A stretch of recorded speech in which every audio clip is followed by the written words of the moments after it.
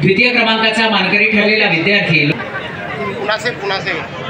भूषण कल्पना आनंदा जाधव तृतीय क्रमांकाचा मानकरी आहे। भूषण जाधव आणि त्याच्या पालकांना विनंती आहे आपण यावं। वाणिज्य विभागातून रोहिणी पुनासे आणि तिच्या पालकांना विनंती। शुभम बारेला आणि त्याच्या पालकांना विनंती। योगराज कन्स्ट्रक्शन, योगराज इन्फ्रास्ट्रक्चर या माध्यमातून, योगराज फाउंडेशनच्या माध्यमातून हा सन्मान सोहळा सुरू आहे। स्वर्गीय अशोक फडके माध्यमिक निसर्गासाठी जोरात टाळ्या।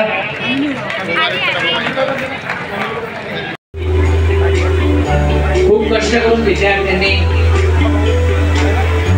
आपला परिवार असेल आणि आपण स्वतः एक खिडकी तयार केली। टाळ्यांचा ओघ कमी होऊ देऊ नका, टाळ्या वाजत राहा। द्वितीय क्रमांकाची मानकरी जी आहे आपण आपला सन्मान चिन्ह मान्यवरांच्या शुभ हस्ते स्वीकारण्यासाठी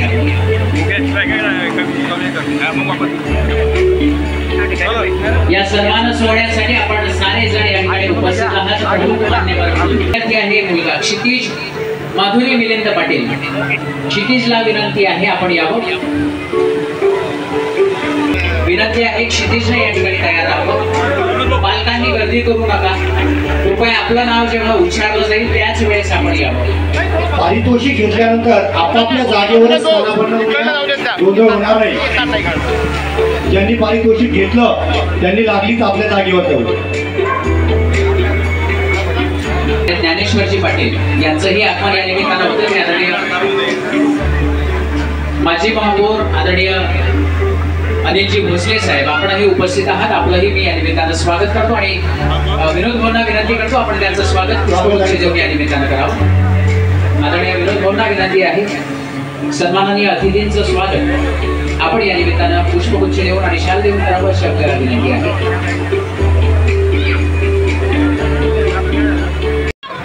थेंबा थेंबाने तलाव भरतो, हाता हाताने कार्यक्रम फुलतो आणि जेथे जेथे आहे त्या कार्यक्रमाचे शिल्पकार, त्या सर्व शिल्पकारांचे या ठिकाणी आपण आभार मानले पाहिजेत। आणि म्हणून आभार प्रदर्शनासाठी आदरणीय श्री रवींद्र महाजन यांना मी हॅलो सर्वांना नमस्कार। मी विनोद सोनवणे आलेल्या सर्व मान्यवरांचे खूप खूप मनापासून हार्दिक अभिनंदन करतो। या कार्यक्रमाचे अध्यक्ष महामंडलेश्वर स्वामी जनार्दनजी महाराज, महामंडलेश्वर स्वामी गोपालजी महाराज, प्रसिद्ध अभिनेत्री माहेरची साडी यातील अलकाताई कुबलजी यांनी अशी कोणती महिला नसेल की त्यांना हा पिक्चर 15 ते 20 वेळा बघायला लावला नसेल आणि प्रत्येक महिलेच्या डोळ्यात खूप आसू आलेले असतील अशा त्या प्रसिद्ध कलाकार अलकाताई आपल्यामध्ये आहेत। त्यांच्यासाठी एकदम जोरदार टाळ्या असू द्या। आणि आपले अभिनेता भाग्यदादा पाटील हे आपल्या वघाडी तालुका रावेर इथले भूमिपुत्र आहेत आणि हे मराठी सिरियल मध्ये नाटिकामध्ये दोन तीन नाटिकामध्ये त्यांनी त्यांचे प्रयोग आहेत। तरी त्यांचे खूप मनापासून शुभेच्छा स्वागत करतो। माझी आई माझे वडील ही मला प्रेरणास्थान आहे। मी खूप शून्यातून विश्व तयार केलेलं आहे। माझी परिस्थिती हलाखीची आहे। माझी ही बोलण्याची पहिलीच वेळ असेल की मी माईकच्या समोर बोलतोय। मी शाळेत जाताना मला पायी 5 किलोमीटर जावं लागायचं। मला उचलला हे 5वी पासून होतं। खामखेडा ते उचलला हे 5 किलोमीटर, मग सायकलची सुद्धा परिस्थिती नव्हती तरी मी मेहनतीतून खूप उभं केलेलं आहे आणि चांगलं करा चांगलं होते याचा मला प्रत्यय आलेला आहे।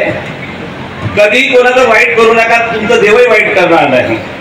दुसऱ्यासाठी खड्डे खोदा नको, आपल्यासाठी देव खड्डे खोदणार नाही।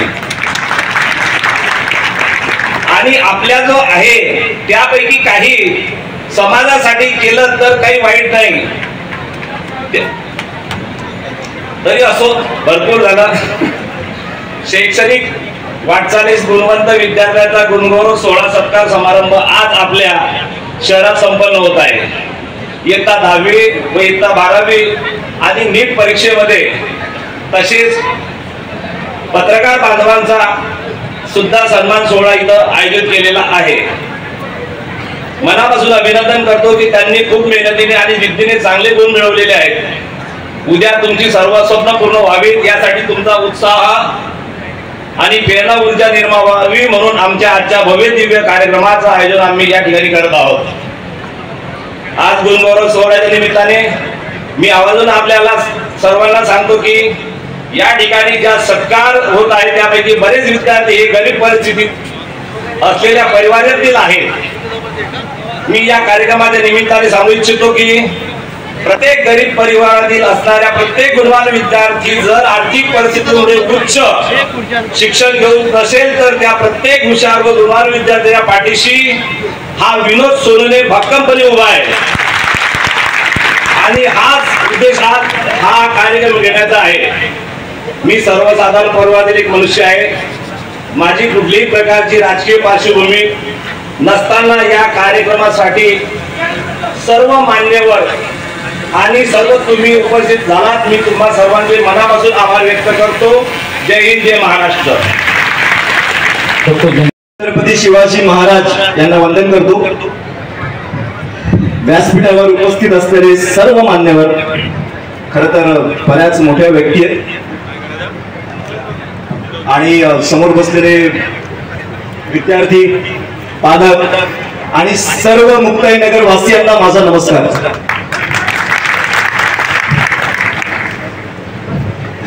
खरं सांगू का, म्हणजे मुक्ताईनगर मध्ये पहिल्यांदाच येतोय आणि एवढा मोठा विद्यार्थ्यांचा गौरव सोहळा मी आज काय कुठे पाहिलेला नाहीये. तुम्ही आज पहिल्यांदा इथे बघतोय. खरंच तुम्हा सर्व विद्यार्थ्यांचे खूप कौतुक आहे. तुम्ही इतक्या छान मार्काने उत्तीर्ण झालात. तुमच्या आई बाबांचं नाव काढलं, आपल्या गावाचं नाव काढलं तुम्ही आणि तुमचा आज गौरव सोहळा इथे आयोजित केला गेलेला आहे. म्हणजेच कौतुक सोहळा.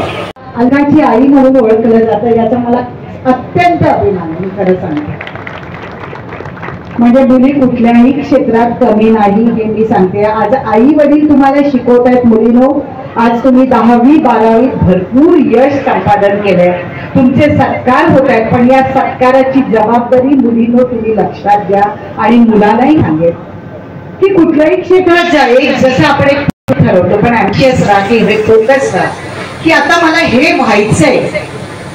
आता सोशल मीडिया एवढा ऍक्टिव्ह झालाय. सोशल मीडिया ही काळाची गरज आहे, पण त्याच्या आहारी जाऊ नका. मोबाईलचे गेम्स, किती वेळ तुम्ही गेम्स खेळणार, कारण शेवटी तुमचं आयुष्य सरून जातं आणि हातातली संधी निघून जाते.